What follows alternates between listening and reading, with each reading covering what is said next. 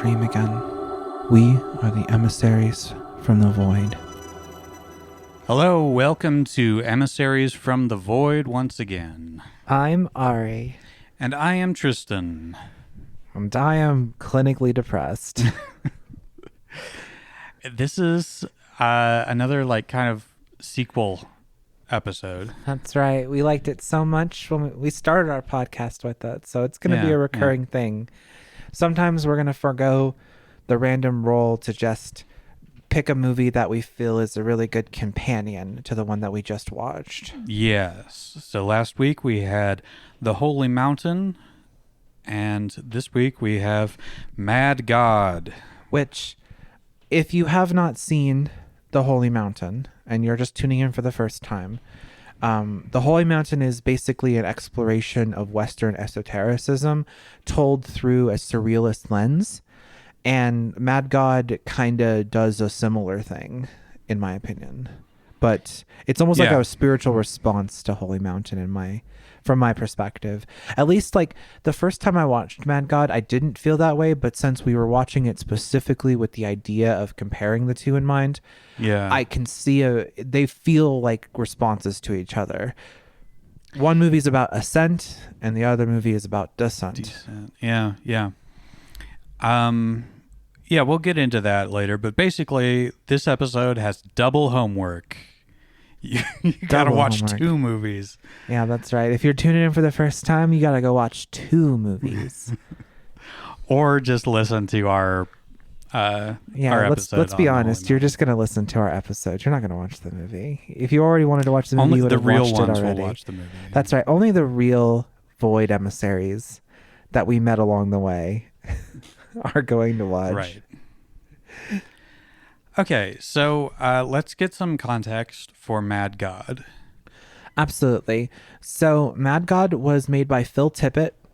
Phil Tippett is a person who, if you're at all familiar with Star Wars or with Jurassic Park, he was one of the main people doing a lot of that that puppetry animation that you would see.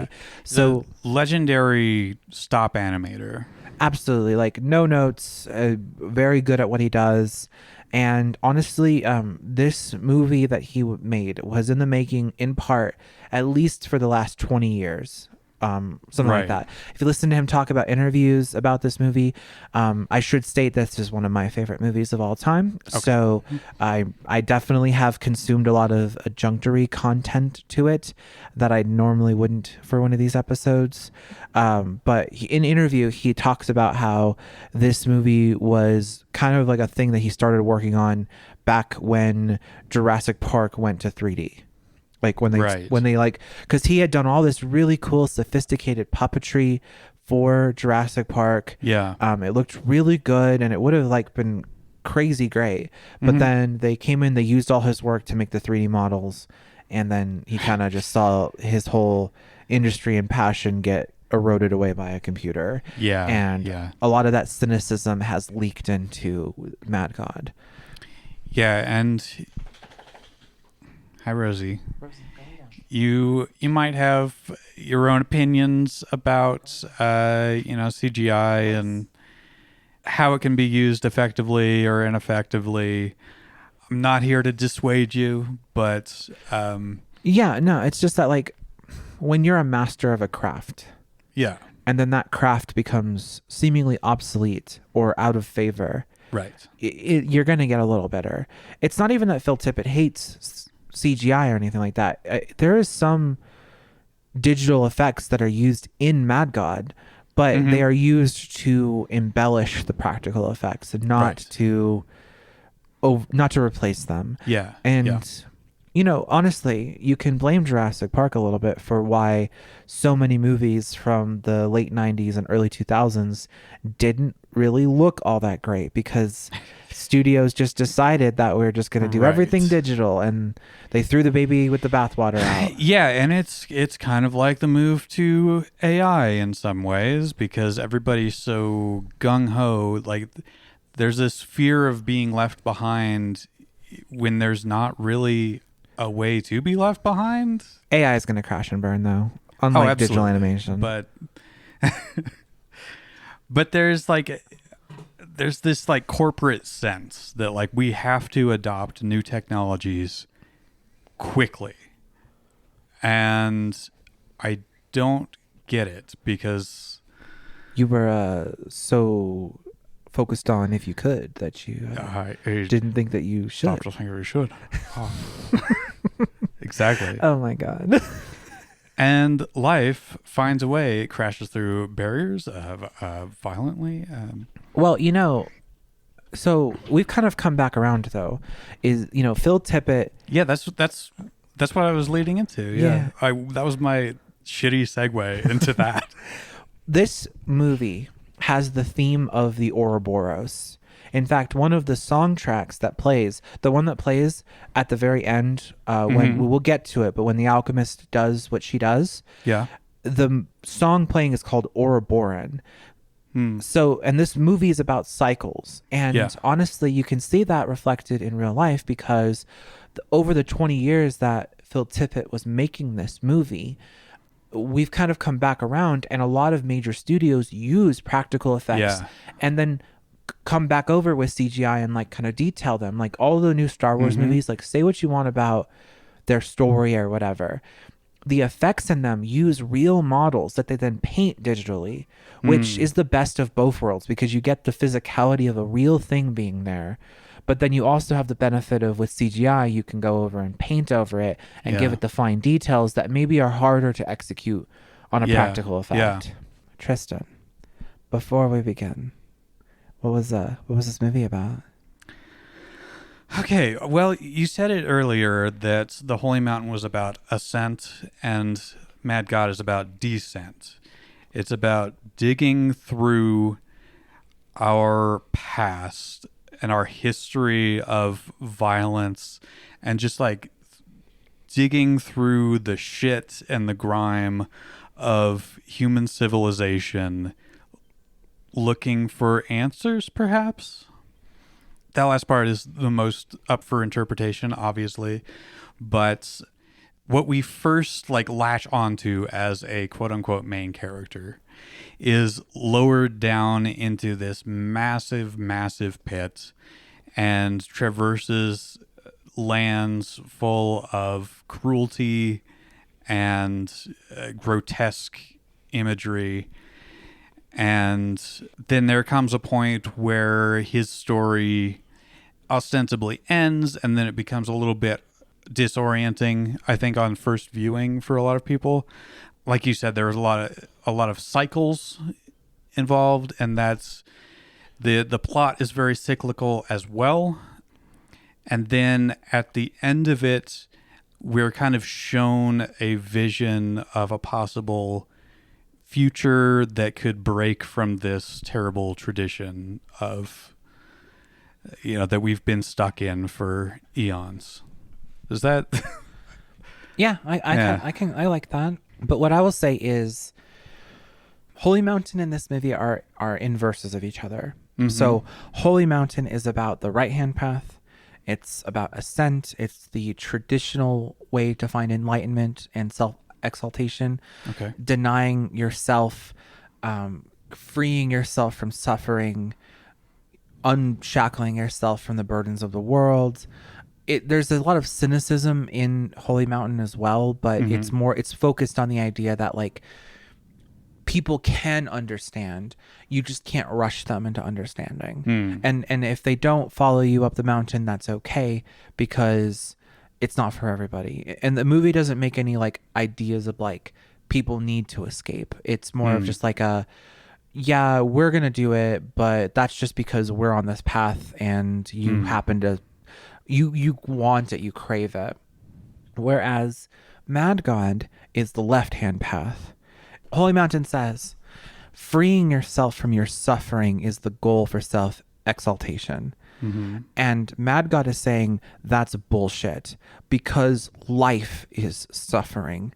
And because there's a lot of like focus on like physicality and like scientific things like protozoa in the background or fossils, and we'll get into it as we get into like the play-by-play of him being lowered down.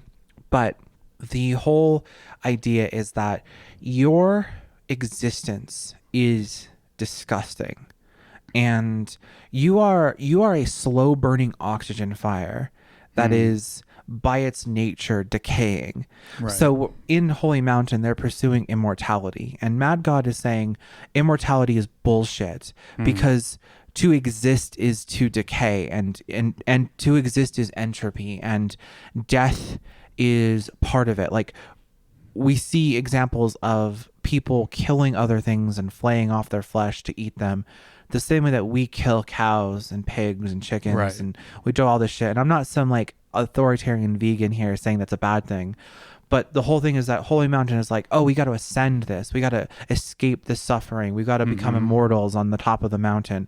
And Mad God is literally by its nature a descent from that mountain. So you've got this character we'll get into later called the Last Man, and the movie is saying that he being on top of the mountain is not good enough. He has to send things down to get shit done, because when you remove yourself from the suffering of the world, you cease to understand it, and you cease to be able to change things. I have one question. Sure. When you talk about the right-hand path and the left-hand path, where does that terminology come from? Okay, so in occultism, there are two, I don't want to call them philosophies, but modes of thought, I think is the best way.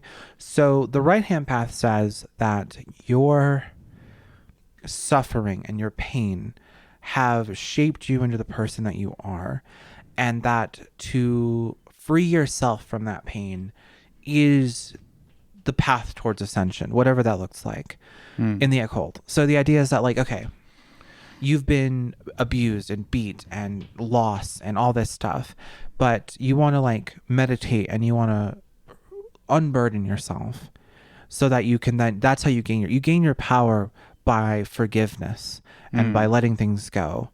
That's the like most spark notes. Right, of course. Now the left-hand path says, fuck all that. The left-hand path says that your pain is sources of power. Your pain is your power, and that you should use your hatred. You should use your suffering to fuel yourself. You know, like continue to live out of spite for your enemies. Yeah, you know? yeah.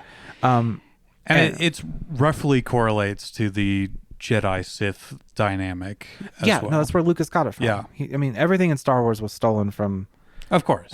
everyone else. Now, this is not to say the right-hand path and left-hand path are not wrong or right.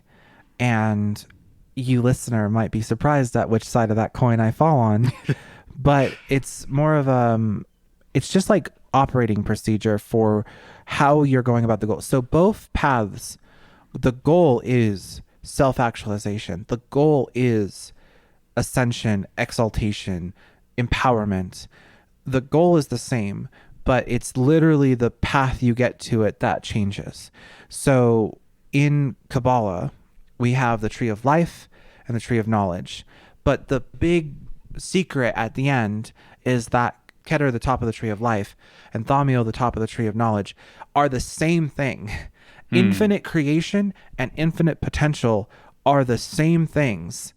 And so the whole point is that while, yes, the path we took to get to the top, the path we took to get to God or whatever, or source, or whatever you want to call it, differed, but we have arrived at the same destination, same goal.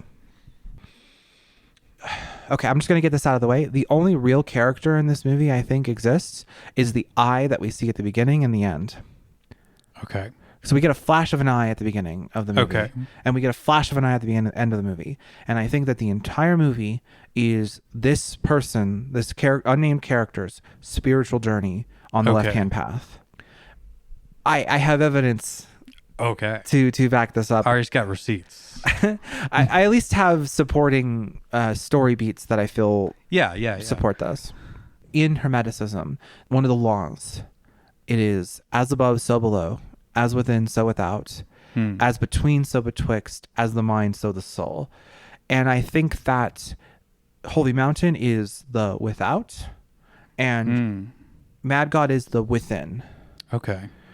So whereas in in Holy Mountain, we got the atrocity engine that I talked about displayed externally through the Neptune and through like all the planetary people. Yep.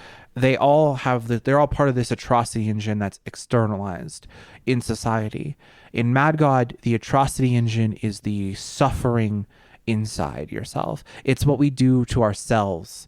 It's the way that we propagate our own misery, and we even create the things that are propagating the misery. Like Right. we make a machine that's only purpose is to make more pain for ourselves inside of ourselves. Okay. And like you could see like, you know, the last man, maybe he's like maybe the last man is like the internal visual representation of our protagonist, like the eye. Yeah. Like he's the one, like this is like he's sending these assassins down. Mm-hmm. And why are they called assassins? What are they being sent to kill? That's going to be the thing we're going to focus on while we're talking. Right. And by the way, you would really only know they were called the assassin by reading the credits. Exactly. But it's the little dude that gets lowered down. The two, we follow two assassins in this movie. Right. So we'll start. And there's many more. Like he's got a whole army of them. Yeah. And we see all of those briefcases later on that indicates that he has been doing this a lot. Oh yeah. Okay. So we start the first assassin, and they are different characters because they are dressed differently, and they also have very different personalities. Right. So the first assassin is a very stoic, mission-oriented person. So he's lowered down, and we start off, and I think it's really telling that the first thing we start off when he's being lowered down is this giant, it looks like a prison military installation full of all this pipes and industry and all these guns that are being, you know, shot out. And like it's like war. And then there's a theme of war throughout this whole movie. But we start off with like a battlefield. Yeah. Like a World War II air raid battle, like air raid sirens go off, and we get our first hints at how weird this world is because everything's like mechanical, but it's also like organic. Like everything's got veins and weird growths and stuff like that. Even these machine guns, these flak cannons have like growth over them, and like they're a synthesis between organic and mechanical. And then as we lower down, we start to kind of peel back the layers, you know, so we go from that war zone air raid, we go down, and now we're in like a forest full of bats. But you can almost look at the trees in the forest, and they look like neurons. You know, it almost look like if you just took a still of it, it almost looked like a brain. Yeah. And then we lower down again, and we lower into a room with a giant fossil, a giant ammonite in the background. And it's like, okay, so we're getting really deep. And then we lower again into the next room, and it's like an alien's head. And then we lower into a third space, and it's full of all of these idols. Yes. And so we're gonna take a pause here because I want to talk about this. I think with my theory that it's it's an internal battle someone's facing. Okay. We start off with the conscious, the conscious that's at war all the time. Like we're dipping into the very top of our brain. We're alert, we're focused, we maybe got anxiety, and you know it's a very immediate danger. And all these pipes and all this infrastructure, like this is the fortress in the center. Like this is who this person on their surface would say they are. They're guarded, they've got their guard up, all that kind of stuff. Then we dip down into this place with trees and bats and this nature. So now we're like a little bit under that. We're seeing that this person maybe has a dark serenity to them underneath all of that artifice at the top. And then we're now dipping down, and we see the ammonite, and it's like, okay, we're now reaching the point of the mind where it's now thinking of concepts. So when you think of a fossil, most people are going to picture an ammonite, even or a trilobite or something like that, because they're everywhere, right? If you like see a fossil in a cartoon, or if you've played Animal Crossing or Pokemon, like they look like ammonites, right? Okay, so we're like, this is like the most basal view of it. Like this is like the knowledge they have, like the actual like scientific knowledge they have. And then they scroll down and maybe this person's a little conspiratorial because they have this alien head and it's like this, it's as big as the fossil is, and so maybe their head's full of a lot of things that are not scientific or not logical or not rational. And then we finally dip down into what I think is the real big important part, and that's the room full of idols. Yeah. Everything that we idolize, everything that we hold up on par with a god. Yeah. Because there are like actual religious statues in this. Yeah. But then there's also like mascots of restaurants and, you know. And like government and like money itself, right? Yeah. Yeah. There's so much. You could like freeze it, and like they do a couple of shots, and like you every time you freeze it, you'll find new interesting stuff. Yeah, it's a lot. And when we come back here later with a different character, you get even more of it, and it's just it's so fascinating. And you know, maybe this person that we're following isn't like one individual person, but it's representing an internal spiritual battle. Is kind of my point. Yeah. And so we get to this point, like underneath the guarded fortress that is our conscious mind, underneath the scientific knowledge that we understand, underneath all of our irrational beliefs, under all of that is the idols that prop us up, that we hold higher than anything else, all the things we worship. And the reason why the room is just full of every idol is because it doesn't have to represent any one particular religion or faith or creed or anything like that. It's just like these are they're like pillars in a room, and this is what's holding you up. And then we like go even further and things start to get a little bit more abstract. We get things that look kind of like eggs, like stone eggs, but all that kind of stuff. But you know, that doesn't really have as much meaning to me as the earlier rooms. It could be a sort of a sense of kind of a primordial lizard brain kind of. Yeah, maybe we're like lowering into the limbic at that point. Yeah. Lowering into limbic. Yeah. Bing bong. But we finally reach our end destination, which is a desolate wasteland, like bombed out. There's garbage everywhere. Right. Like it's like a city, but it's warped and it's broken. And I think like this is where we're reaching a spiritual crisis. Yeah. There is a desolation in this person or in this place that is, the assassin like gets to the bottom, takes out this map, and like this is where they're supposed to be. Their goal here is somewhere amongst this ruin. And as the assassin moves forward, we get these gnomes arguing about something, and he steps on them. And I think this is showing that the goal of whatever this assassin is here to kill is more important than anything else. That the lives of these gnomes didn't matter. Like nothing, like these gnomes were arguing, and their dispute was so petty in comparison to whatever this assassin's mission is. Like I think that's why the size difference is used here, is because like they're fighting over something, they're arguing. To them this is like everything, but the assassin just snuffs them out. And without even realizing, like he doesn't know. And then he pulls out the map and it's crumbling. And I don't know, like when I watched this the first time and I saw the map crumbling, I wasn't really sure how to feel about it, because I'm like, okay, so how is he, like, where's he going? And that's because the first time I watched this movie, I thought it was going to have a more traditional plot. Right. Where did he come from? Where did he go? Where did he come from? Cotton Eye Joe. Exactly. Anyway, I think the significance of the map crumbling is that when we do these deeper spiritual probes to ourselves, we don't always know what we're doing. And you can go in with an idea, and then once you're there, it kind of disintegrates.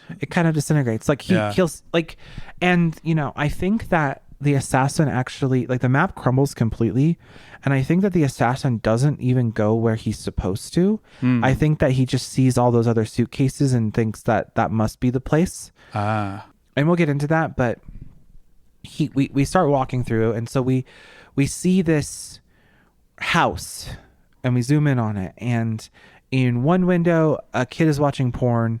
In another window, a woman's getting stabbed multiple times. And in a third window, someone's playing very like aggressive and off-key blues, basically. And then like, so we see that and we're like, wow, this is what is this? And then a monster pops out of the door, and there's a little guy without legs making chimp sounds, and he's caught some prey, and then this big monster comes over and catches him and eats him. And it's like, so it's like the bigger fish eats the smaller fish eats the smaller fish. I think that this is kind of showing our predatory instinct at the end of the day. And the creature makes monkey sounds, makes like animal sounds. And I think it's like, you are at the end of the day a territorial primate, right, that is living in this alien world. And we have this gift of sapience, but at the end of the day, the impulse to kill and eat and survive is like ingrained in you on like a deep level that you can't just like walk back from, And, the assassin doesn't get involved. He just dips out and he proceeds into this like underground area. So we're now past the desolation, and we're in this labyrinth of rusted pipes and walkways and infrastructure. And he goes over and opens a door. He sees this recurring theme of like apes and monkeys is constant. He sees one like laid out on like a table, and then there's like some weird creatures fighting in some cages, and there's a doll like pleasuring herself in the corner. And then he's like, nope, and closes that door. Yeah. And it's like, okay, so clearly there's some repressed stuff here, right? Yeah. Like this is the territory of like anything that's repressed is going to end up here. Exactly. And it's just gonna kind of live in the muck of this horrible place soul. but the assassin's like, nope, not my mission. We're moving on. And he proceeds, and the song that starts playing is called Shitworks. And so I think that's what this place is called, because we walk into a room and we have all these giants in electric chairs being electrocuted, and they're shitting constantly. And we don't see where it's going at first, but we walk past this and I was like, wow, that's crazy. And then we start going down an elevator, and we see that this is being fed into mouths, which are then feeding it into stomachs, which are processing it. And like we continue down, and we see that all of this stuff is collecting, and it's being turned into these homunculi. Okay. And so it's almost like, the way I interpret this is, it's like the people at the top are prisoners to the systems that have them in place, and the shit rolls all the way downhill, and that horribleness is being caused because nobody is free in this system that we find ourselves. Even the most powerful elite people have to keep up appearances, have to keep the machine going, have to keep the atrocity engine moving, because if it stops, then the whole system falls apart. And what does anything that they've done mean? And so back to like my interpretation, it's like, okay, so clearly this person they're seeing that all of this stuff that is making the workforce go, like making the homunculi inside them go, is shit. And it's not substance. And everything that these workers is doing is just to continue propagating the machine, which is making these obelisks.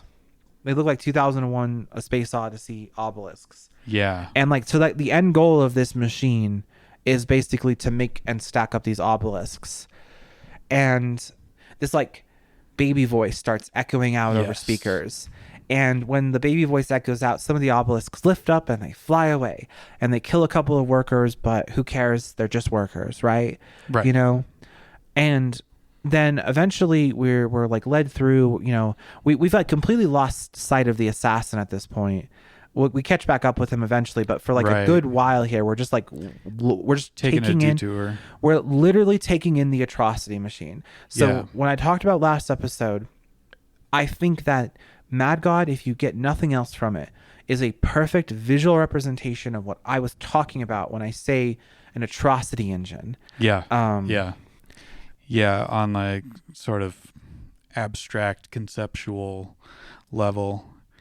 This baby, just like as a quick aside, we eventually see it and he's like, Horribly burned and disfigured. yeah, disfigured and just like in a perpetual state of panic, kind of, right? I read it as like pseudo authority. Yeah, but I think it's like I'm reading the panic behind authority or an authoritarianism. I think that's sort of like sure. toddler rage that's Right, and like work faster, work harder. yeah. The baby is babbling, and I think the importance is that like it doesn't.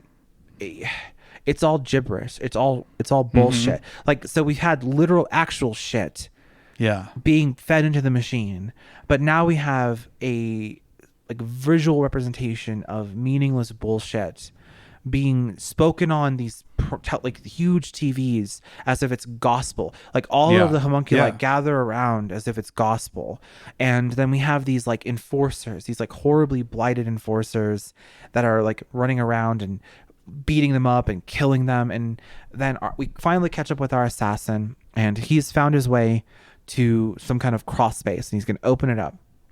And one of the homunculi stops him, and and you feel this moment where they look at each other, and you can tell that the assassin wants to do something, but he's so focused on his mission that he kind of just continues, but he stops and he looks back and he sees that one of those enforcers is caught up and is just like brutalizing this homunculus.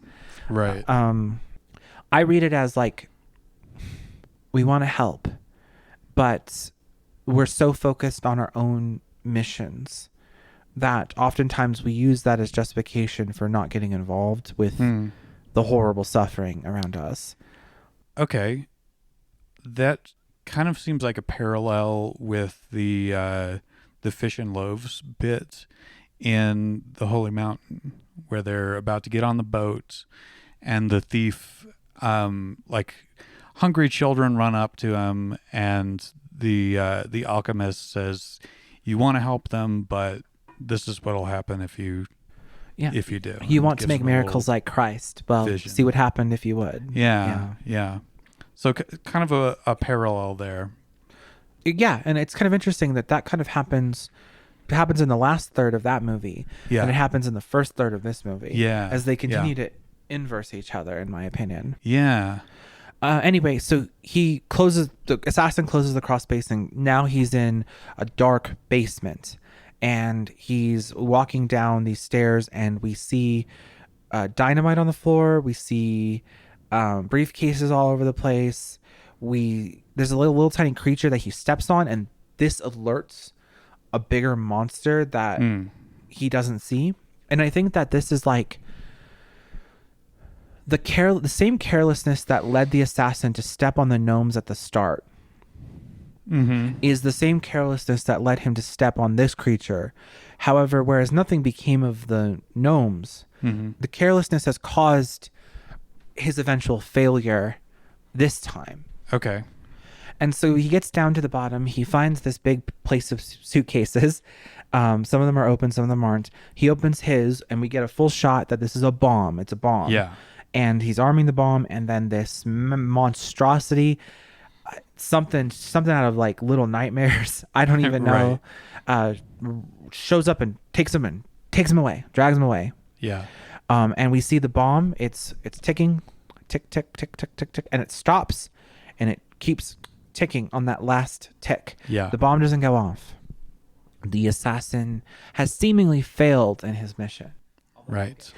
So then we have a moment of blackness, and then we open on like a theater room, which this is probably one of the more surreal elements of this movie. Yeah. Where we're like in a theater, and we see the like black silhouettes of the assassin on a table, and then a doctor comes in and injects him, and then weird looking monsters show up and completely strip him bare of all of his clothing, and then everybody applauds, Yeah.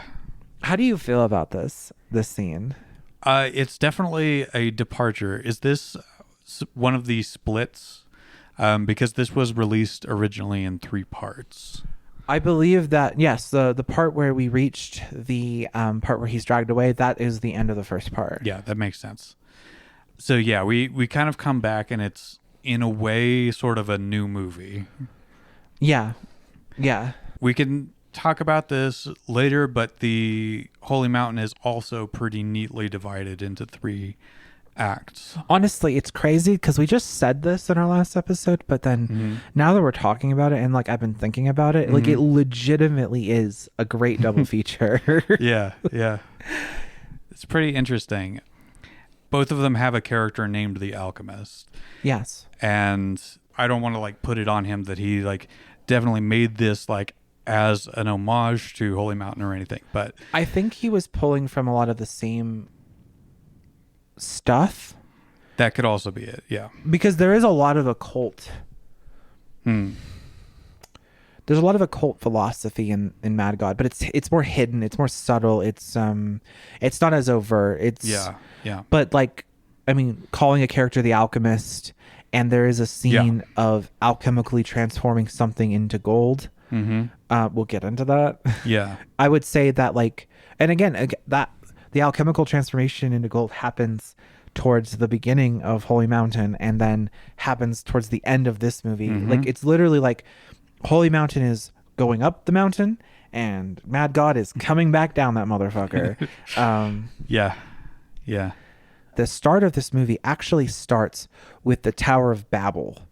Right. We glossed over that. We open with the Tower of Babel, and at the top is a character who we will see later, who is called the Alchemist, and then roaring clouds and thunder come down, and the Alchemist is struck by lightning, and then the clouds cover everything, and then we get the title Mad God. Yeah. And so it's not a mad god as in an insane god. It is a mad god as in an angry god, because we get God mad. We literally get an intro text crawl, which is just from Leviticus, talking about how he will make a desolation unto your land that even your enemies will weep. Yeah. So that kind of frames a lot of this. So clearly Tippett is pulling from religious, spiritual, and occult imagery to frame this. If it was not his intent to make an occult movie, I, as an occultist, am receiving that from it. Yeah. Fair. But yeah, to get back to your original question, it requires kind of an adjustment period when you get to this theater scene, because it's very different visually. And like the camera direction, for lack of a better description, goes differently. Like, so the start of this movie is just a descent.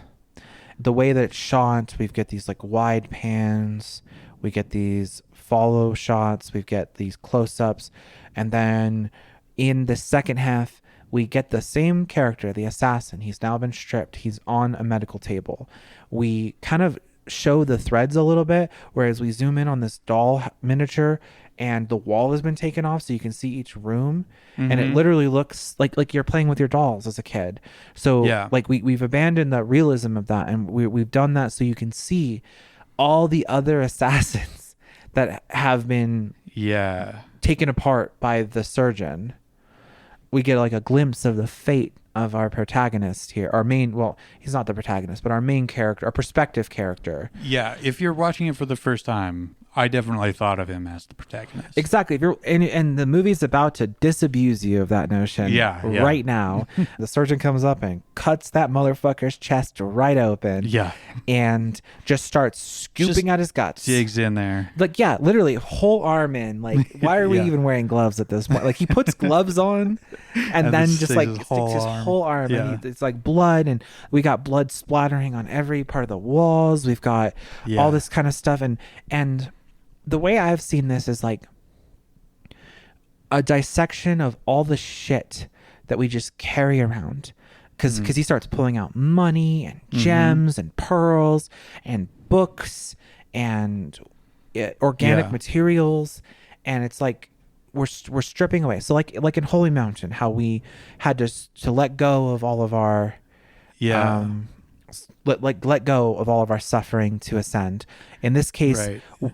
the assassins being forcibly like Yeah. ripped apart until Yeah, they it's finally not voluntary this time. right, until they finally find the one thing, this weird screaming hairy baby thing that's wailing and crying, and the surgeon hands it to the nurse, and the nurse goes off, and we don't see where she goes right away, but we will get back to her, because now the surgeon, after having like ripped this person apart, drills a hole in his head. And by the way, the assassin is still alive. We see their eye move, Yes. and then they get a hole drilled in their head, and then a camera is fed into it, and then it activates a TV, and the surgeon like hungrily looks and like, you know, is like eagerly looking at this TV, ready to see whatever he can find. And I think where that's coming from is like, oftentimes in the pursuit of our own answers, we discard the true wisdom.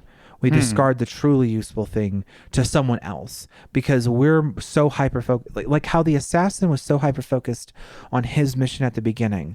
The surgeon is so hyper-focused on his mission to understand, to see, to perceive, and to know. And like anything could be coming up on that TV, but it wasn't important, because the thing that catalyzes the end of this movie is that baby. Right. And he just handed that off to the nurse and like, get out of here. Not interested. Yeah. Casually just gives it to her and then moves on with his purposes. Yeah, he really does kind of mirror the assassin. In reverse, he's just as eager to like dig into like where this thing came from. Exactly. Like the assassin was sent to destroy something, and the surgeon was sent to destroy something. And in their quest to achieve their goals, they were not mindful of the pain that they themselves are inflicting. The assassin squashed those gnomes. The assassin didn't help that homunculus. The assassin squashed that little larva thing in the staircase. And the surgeon has, you can see the whole wall of them. Like there's so many of these assassins that have been picked apart by this surgeon. And based on how this movie goes, I'm assuming that each and every single one of those assassins had a little baby in them, because there's like, that's what I would assume. There's like layers of realities in this. We now cut to our second assassin, who is probably my favorite character in this movie, because he's just he gets frustrated. The physical comedy of the second assassin is really kind of interesting. I feel myself rooting for the second assassin, and I didn't really feel that about the first assassin. Because the second assassin's lowered down, except instead of cutting right to the lowering, we actually meet the last man, who is needs to cut his nails. Yep.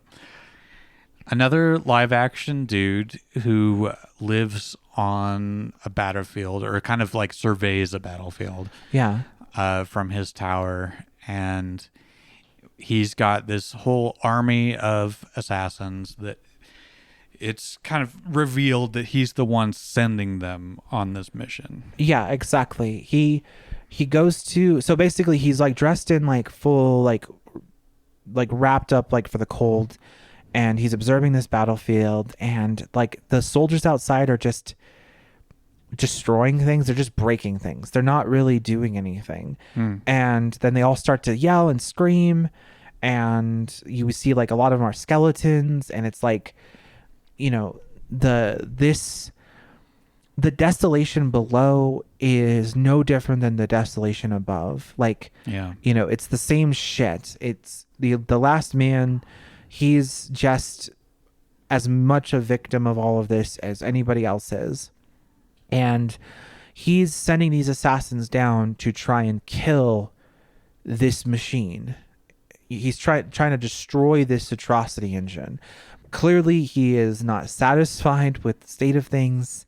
Yeah. And he's sending these assassins down with that purpose. But those paper maps aren't cutting it. It's not working. He needs to change what he's doing. So he has the Fates make him a map out of leather. And it's much more resilient. It doesn't break down. It doesn't fall apart. And we get the second assassin gets handed this map, and he follows it to the completion of his task, but we cut away before we see the end result. We don't know. We don't know where it is, right? We don't know where he's going. We don't know where he ends up. It's implied, basically. Yeah. He goes down into a different layer of this hellscape. Yeah. The second assassin gets down to the ground, and he looks out and he looks at another building, and he sees a third assassin, and then turns the lights off, and then he proceeds on his mission. So it's clear that the last man's constantly sending these people down. Yeah. And I think that's the point of this little like aside, is to just show that this cycle has been happening. We keep doing this. We keep doing this. We keep doing this. Yeah. And we get to the point where we follow the second assassin. He goes to a battlefield where a bunch of tanks are just firing at each other. It's just chaos. Everything's blowing up. And he's driving through that. He navigates through that. He gets to a point with a bunch of skulls and a bunch of briefcases this far up. So we start seeing briefcases, and then we get to a point where we see even more briefcases. And it's like, okay, so assassins have been this way too. Yeah. The mission has failed this direction as well. Even with the new map made out of leather, it still isn't good enough. So he starts driving down this circular hole, basically. Yeah. And in the background above, we see like nuclear bombs going off and like Armageddon, like tornadoes and Armageddon happening in the background. Yeah. And he starts his descent. And that same song from the beginning starts playing, which to me seems to imply that this assassin is going to meet the same exact fate as the other one. Gonna get captured, gonna get dissected by the surgeon, like everybody else. Okay. Yeah. Gonna get his baby removed, etc. Like, as one does. Yeah. And I think this is watching it for the first time, since we're kind of like jumping the tracks like between cycles, that's where it became hard for me to follow. If you're looking for like a linear storyline, it is not here. There's not a linear story here. This is a movie you need to watch twice. Yeah. To get it. Now we cut back. So the second assassin's spiraling down, and we zoom out of the TV, and the surgeon was watching, and then we cut away and we go back to the nurse, his assistant, who's carrying the screaming baby down a hallway, reaches the end of the hallway, opens this massive door, and we meet the alchemist. She is in a plague doctor outfit. She's got bones hanging down from her hat, and they use those finger extenders in her costume design, so her fingers open up like really big and like flowy, and they like wiggle a little bit. It's kind of like uncanny.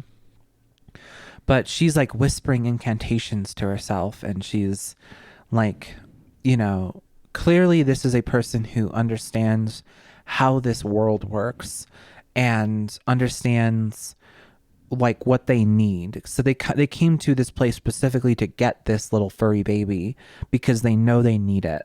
And the nurse like hands off the baby, like very like scared. She's like clearly intimidated by this. By the way, the alchemist, she's like 12 feet tall. Like, yeah. The nurse is like normal sized, and then the alchemist is massive. Again, we've seen her before on top of the Tower of Babel. Yes, exactly. Always has these massive, flowing, swirling robes. Exactly. And so now that we've gotten to this point in the film, we can talk a little bit about the significance of the alchemist being on the top of the Tower of Babel. Because the Tower of Babel represented humanity's greatest achievement, destroyed by God because God was worried that it would turn us into gods. That's Yeah, it's. I'm not even being sacrilegious. That's literally what the Bible says. God feeling threatened by man's achievement is kind of what it represents. And that's kind of the heart of occultism and esotericism. Both are paths to be your own God, basically, to deify yourself, not in like a literal sense, but just like to the point where you are the master of your own self. And so the alchemist's desire for exaltation leading to the wrath of God, and she's still trying to do it even now. Like, so what I would think is that when we see the Tower of Babel at the beginning, that would be the first cycle. That's the first thing. And she got everyone together. They made this giant tower. She was on top of it. She was like, I'm God. I've done it. Yeah. And then the forces of the world rebelled, whether it be an actual God or it's, something caused that to fail. And so now she's all the way here at the very bottom depths of hell, basically. No longer on top of the holy mountain. She is now all the way in the valley of darkness. She is in the pits of despair and in the bottom of this atrocity engine. And she's still trying to do her work. Yeah. But we're very close to the end of the movie at this point. And the next major thing that happens is the alchemist takes the baby and grinds it up. And brutally. Like, the baby's screaming and crying and screaming and crying, and then there's like, it goes silent. And it's like... Yeah. But then from that, the alchemist makes gold and jewels and glitter. Yeah, glitter. Well, it's supposed to be jewels, I think, but This is it's where just glitter comes from. Yeah, exactly. They don't tell you that. Yeah, they don't tell you that you have to take an assassin, pry open their chest violently. Get their baby. Yeah. Oh my God. But she opens up a porthole, and we Yes. see an eye. We see an eye, just like at the start. And then we breathe this glitter dust into the eye, and it turns into other things, Yeah. gestates, and then we get a very brilliant use of digital and physical synthesis Mm. in the Ouroboros scene. And a song plays that honestly I've listened to on its own. Yeah. Like the first song, Long Way Down, and then Ouroboros are two songs that I've listened to enough that YouTube Music has elected to save them for me, like download them. on your behalf. Yeah. Yeah. Yep. Because they're just really good pieces. Like overall, this movie has really good music. Anyway, but we see the birth of a new universe, Yeah. and we see that universe collate into planets, and then we see Cities rise and fall. well, we see one of those obelisks from earlier Mm. get thrown into Right. the planets, and then that seeds the planet with life, and the music starts off and the imagery starts off serene. There's this planet, there's this obelisk that hits the planet. We see this almost like blood move out over the surface, and then we kind of get this serenity as it coalesces into life, and it's peaceful for a moment, and then it transitions into a much more sinister sounding musical track as the life begins to become complicated, as it begins to evolve, as we see like fish, and then we see elaborate tentacles, and then we see like a row of human fetuses, like, and then we get the city building. So it's like, and then and the Right. music Gotcha. picks up its pace, and it's more sinister and it's darker. Yeah. And it's like, Yeah. so it's like there was this serenity when life first started. It was so peaceful. It was just a soup of primordial ooze. Yeah. But then once complexity gets involved, the very same atrocity engine, Yeah.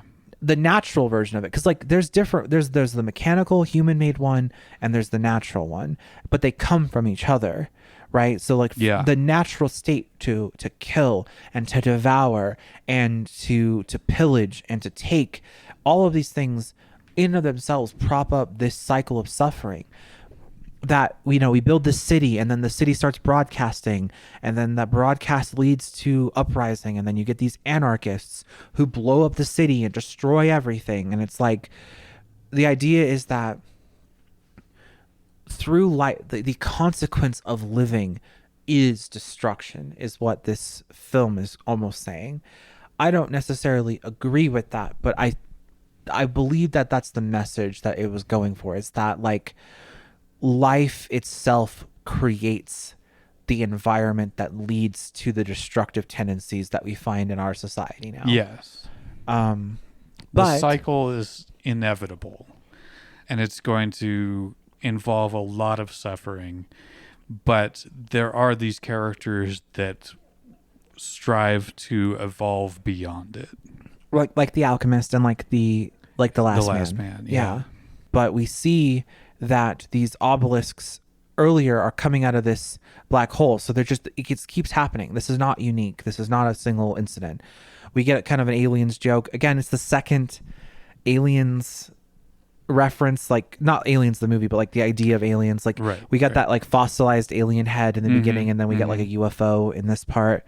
And then after it all ends though, we get this moment. It's a song called Clock Out, and it's only a minute long, and we just get a look at the laboratory of this alchemist, and we see that it's full of clocks, and that these clocks start ticking in different directions. The flow of time gets convoluted. Things get covered in webs. Things lose their webs. We cue that little cute cherub little thing in the perfect paradise, and it like freezes over, and then it unfreezes. We see a sage burn down, and then start burning back up again. Yeah. And then we finally reach a point where that bomb that the first assassin placed clicks over, and then we get a cuckoo clock go off, and then the movie ends with the last man just kind of peering down and to like see what happened. And it's left ambiguous. We're not told what happened, but I think that this is like a hopeful note showing that there is a way to destroy at least the atrocity engine in ourselves, if not the overall one. We can stop the cycle of suffering in ourselves if that's the only thing that we can control. Right. And then we get the final thing that we get is a flash of the eye again. At the very end of the credits, we get the eye flash on the screen again, like at the beginning. And I feel like that's just implying that cycle is going to start again. That whoever this unnamed person is, they are going to go on this journey again and again and again and again and again and again and again. Right. Because they're trying to grow as a person. They're trying to ascend. And but they're doing the thing where they're using their suffering to fuel the ascent rather than remove the suffering to fuel the ascent. Right. So they're doing the opposite of the Holy Mountain. A holy mountain. Yeah, exactly. Yeah. Their left-hand path versus right-hand path. Yeah.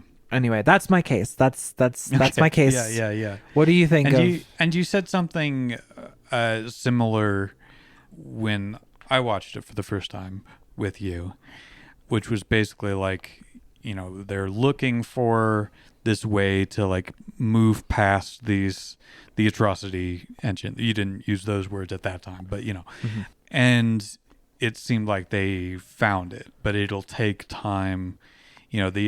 The last man is still peering down into the hole. The message will reach him eventually. Yes. So yeah, let's kind of dive more into like direct comparisons with the Holy Mountain. Do you think that the alchemist can be compared to the alchemist? Yes. In each of them. Yeah. Yes. But it's like, whereas the alchemist in Holy Mountain is showing the thief how to do the alchemy. It's a very selfless form of it. The alchemist in Mad God is a very selfish practitioner of this. Their assistant, they're not teaching their assistant anything.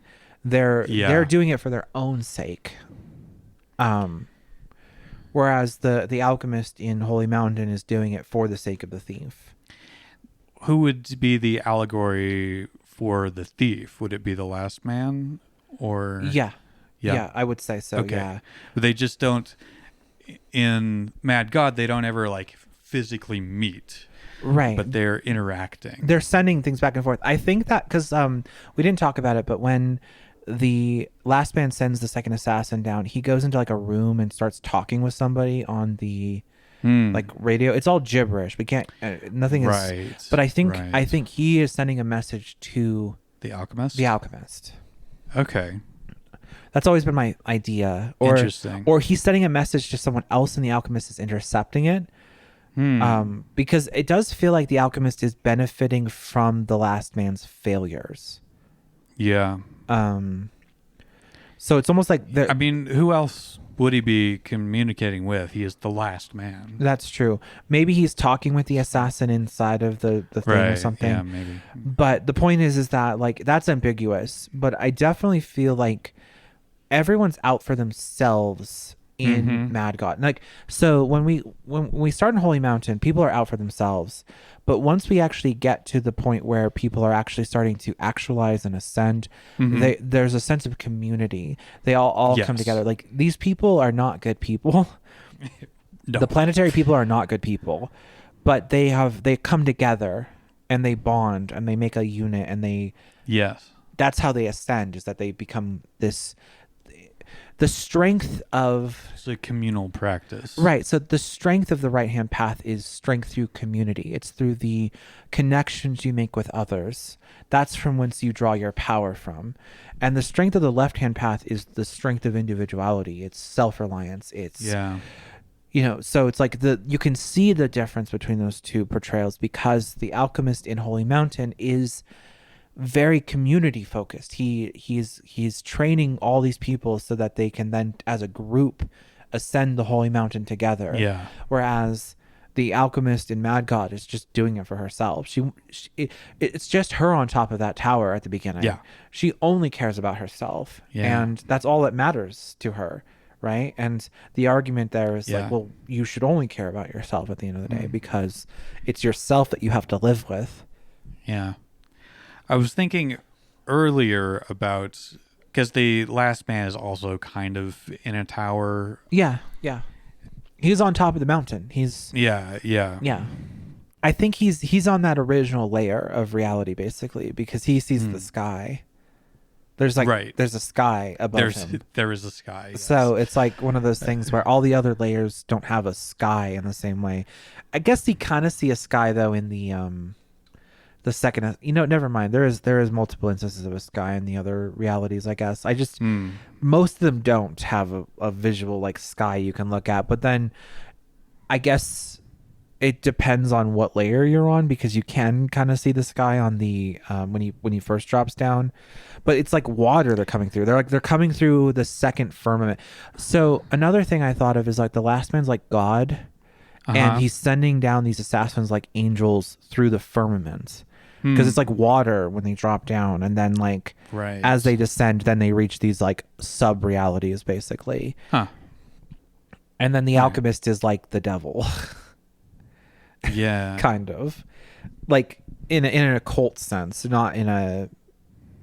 Like basically the whole point is that like we start off as someone who has looked at the right-hand path, seen that and said that fuck that's not going to work. Yeah. And then we end with the alchemist all the way at the bottom. Yes. And it's like, so it's almost like the journey, the descent to the left-hand path instead of the ascent up the Holy Mountain. Yeah.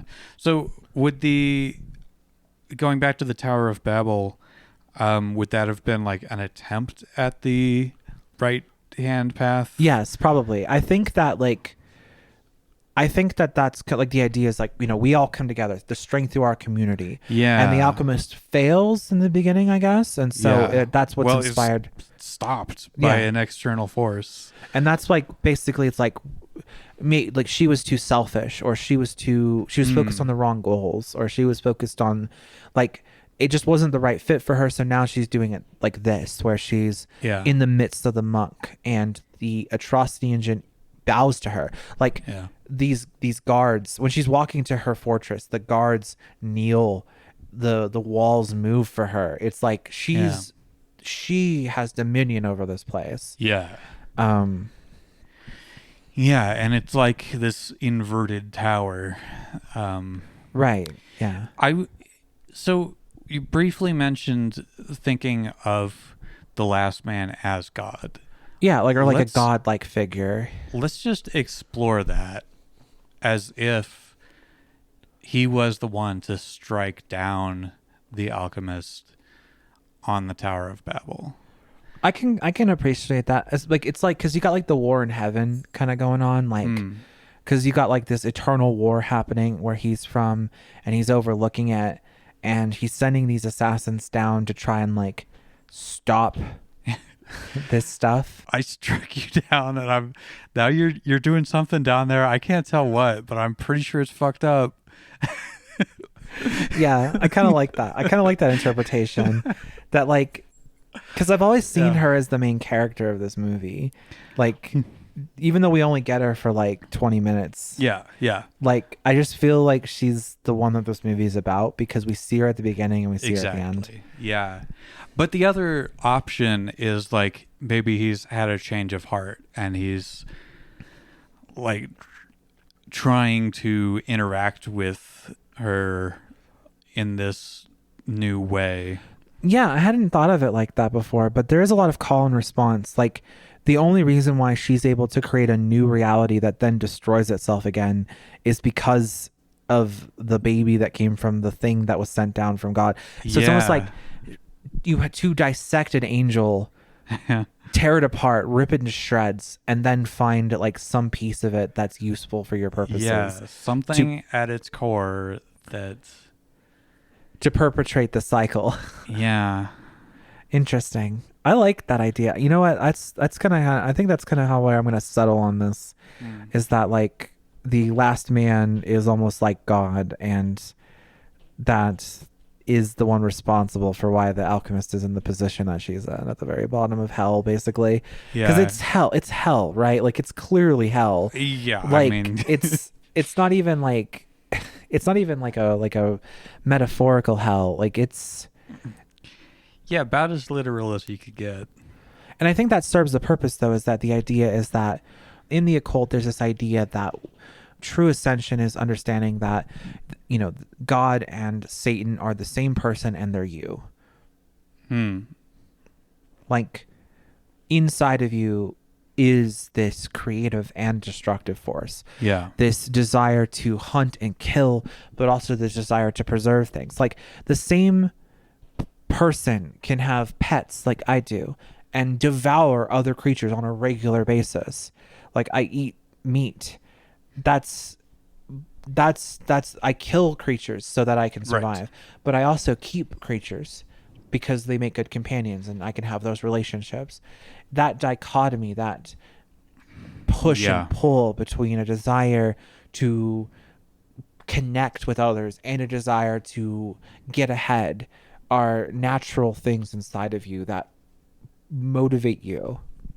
You want to improve your own standing, but you also want to connect with others. And when you connect with others, you give them resources that you otherwise could keep for yourself. And so the idea of selflessness versus selfishness, community versus individuality, ego versus humility, all of these things inside all of us. And so when we have the eye at the beginning looking around panic, like it's like looking around very panically, it's like trying to like focus on something, and then we see this whole descent down into the depths of a very tortured soul. Yeah. And then we reach the end where it's like we get this very almost hopeful credit song where it's just it's a desolate beauty. It's like we've reached the end.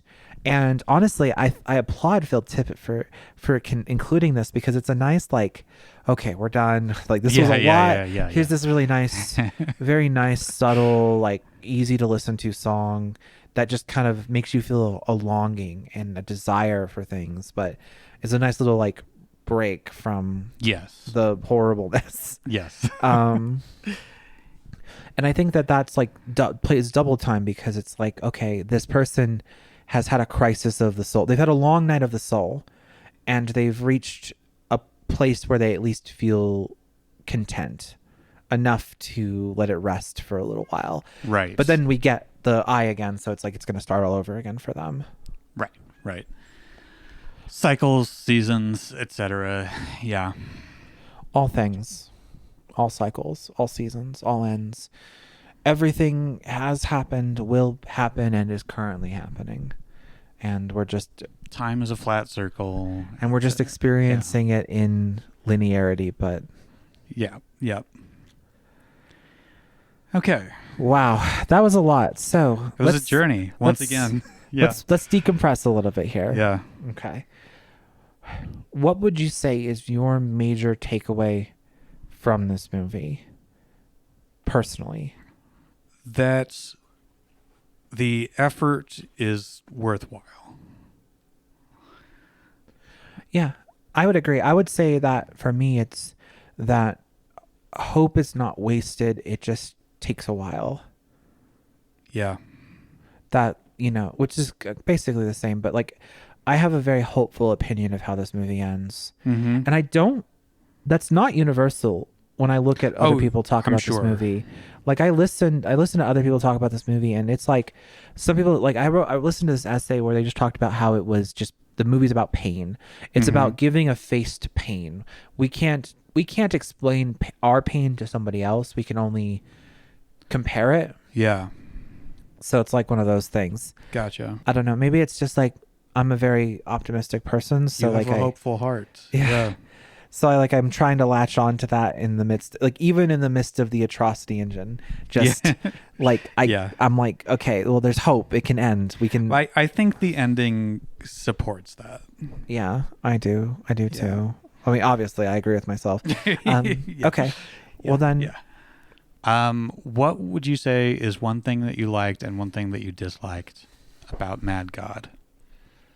I'll start with what I disliked first, because I dislike that we don't get a good way to name people in this. Yeah.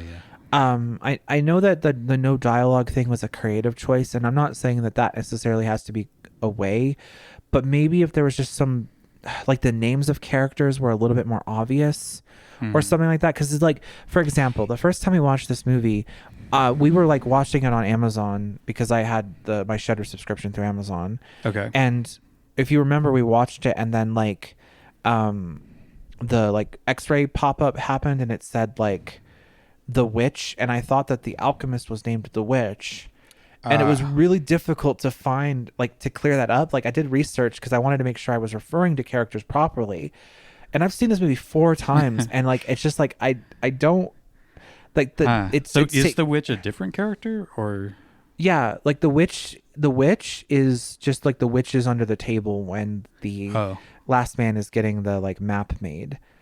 Oh, gotcha.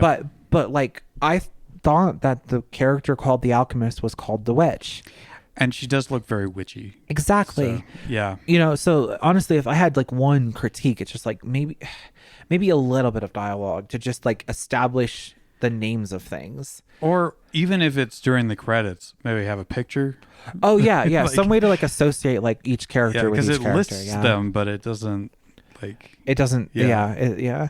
And then the thing I liked the most was I liked the use of religious imagery in a way that wasn't sacrilegious, but just exploring the darkness that's inherent in spirituality.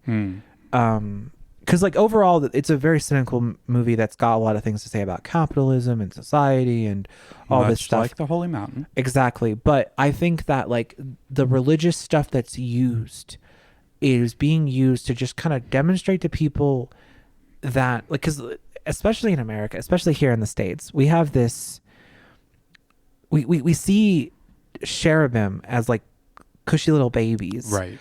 But they're terrifying. Angels are terrifying.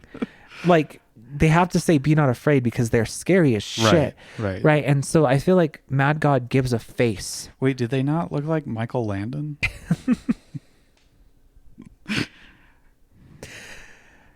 Mad God gives a face to the darkness of spirituality that I feel is missing from the Western visual lexicon. There's been a push against that lately. I mean, like biblically accurate angels have kind of like trended on the internet and stuff. But yeah, mostly as a meme. But yeah. But like the zeitgeist of has an idea now. Yeah. Whereas like for 100, 200 true. years, everyone thought angels were these beautiful people, little baby people. Exactly. Yep. And so like the idea is like an angel as this assassin wearing a gas mask and is like really tall and like, is this force of judgment from God. That kind of stuff. Like now that we've like framed the last man as like a god-like figure and he's sending these angels down to do his work, and they're not good. They're not like benevolent. No. Yeah, they're not cruel like a lot of the creatures down there, but they're on their mission. Definitely not benevolent. Yeah. Anyway, that's the one thing I really liked. So what about you? What's one thing you liked and one thing you didn't like? I also love this movie. I'm probably going to raise it to the full 5 stars. Yes, after this is an example like, of a 5-star movie for me as Yeah. well. Yeah. Mm-hmm. It's been sitting at 4.5 since the first time I watched it, but I think after like really getting in there, reaching our needlessly gloved hand into the guts of this movie, Yeah, exactly. we've pulled out riches. Yeah, And you know, we're kind of like the surgeon in this movie, honestly. yeah, which is crazy. The surgeon is the audience insert Yeah, of this movie. just like, what does it mean? It's just like fixating on the screen and the journey and missing the point. Wow. I don't think we missed the point, though. Well, we didn't because we're smart. We're Yeah. smarter than. We're just built different. Yeah. Get on our level, God. Oh, gosh. What's one thing you didn't like, though? Like, I guess I could make a critique about that section being like feeling as disconnected as it does from the rest of the film when you take it as a 3-part whole. Which part? The doctor Oh, yeah. section, the middle one. Like, it's very disorienting and maybe didn't need to be as disorienting as it was. Mm. I'm not sure exactly what would have like tied it together. Maybe just visual cohesion.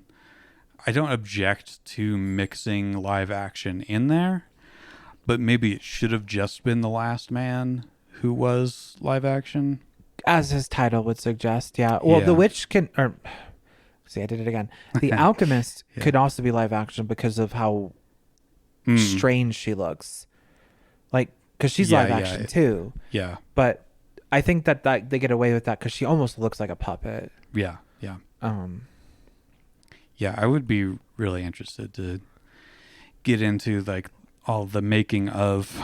They put type of They put stuff. out some stuff about it if you Yeah. want to look into it. Do they have like a whole art book? Or I feel like they should. I don't think so. Let me check real quick. But yeah, that would be my main critique. Like that's where my mind goes when I think of like negative thoughts about Mad God. Apparently, there's a Kickstarter for Mad Dreams and Monsters: The Art of Phil Tippett and Tippett Studio. It's Okay. like going for like $100 on eBay right now. Yeah, that sounds about right. Yeah, I guess as a sort of practical effects stop motion nerd, like that's my favorite thing is just the animation itself. Did he work on RoboCop as well? I think he did. Yeah, I might remember. have. Yeah, I think so. Yeah. I think he did the Ed 209 because I think there's an Ed 209 in one of the like one of the like Oh, like miniature in the in like the idol room. I think is Gotcha. There's an Ed 209. Yeah, that's There's cute. definitely like a couple of robots in there. Cool. First things first, he's a craftsman. Were you doing Animation is his only passion. Okay, I was making sure you weren't Yes. doing a bit there. I mean, I am, but it's true. Yeah. I mean, he is a master of his craft, and it's a shame that Hollywood took 20 years to realize the mistake they made by going Right. full digital. Right. Um, One thing that I kind of want to plug is a video game that just came out as we're recording this. It came out a couple days ago. So when you're hearing this, it'll be like a few months. But it's called Midnight Walk, The Midnight Walk, I think. Okay. And it's a video game where kind of like how Cuphead was hand animated. Right. This used hand crafted clay models, which they then scanned and put into the video game. But Oh, that's really interesting. it looks fucking rad, and it has a VR mode too. I'll buy it at some point and probably stream it, and we'll let you know if that happens. Heck yeah, that sounds like a plan. That's definitely something that I'd want to be there for sure. Yeah. All right. So, any closing thoughts? Any I'd like to end with a prayer.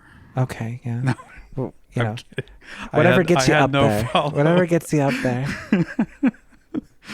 It just seemed weirdly appropriate. This is a very religious movie. Like Yeah. it's a movie about religious trauma in a lot of ways. This might be Phil Tippett's most spiritual film. Well, I mean, Should we- RoboCop's about Jesus. They've said that he walks on water. He gets crucified. He's the Christ allegory. I feel like the Christ allegory isn't necessarily spiritual in movies, but maybe that's just my... That's a hot take. I don't know. It feels in Western culture, it has more of a storytelling connection than anything. Or I got you. Yeah, it's like the cultural language versus anyone act like. Yeah, I get what you're saying. yeah. Well, but that's just my, if you want to show RoboCop in church, I'm not going to stop you. I mean, yeah, put it up on the prompter. Instead of worship music today, we're going to be watching RoboCop. Everybody dancing in the aisle while he's getting shot up. Oh my god, that might actually get me back to church.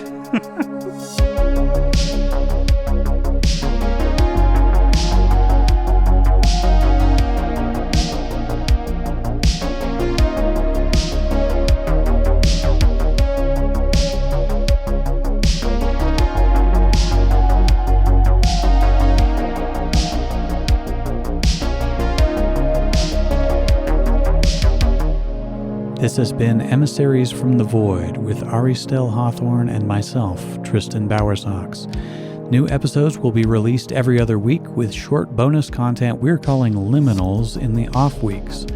The intro music is Now I Hear Little Dreams by Captive Portal, and the outro music is Arcadia by White Bat Audio. You can find us on Blue Sky at Void Emissaries, and remember that's single M-double-S. You can find Ari as Obscurity on most platforms and me on Blue Sky and Letterboxd as TB McQueen. The latter is where you will find our watch list and suggest movies you'd like to hear us dissect. You can also email us at emissariesfromthevoid@outlook.com to give feedback, alternate takes on the movies we've discussed, questions, suggestions, etc. Emissaries from the Void is a Void Opal podcast produced by TB McQueen Creative. For something completely different, listen to my other podcast, Fan Fiction Theater.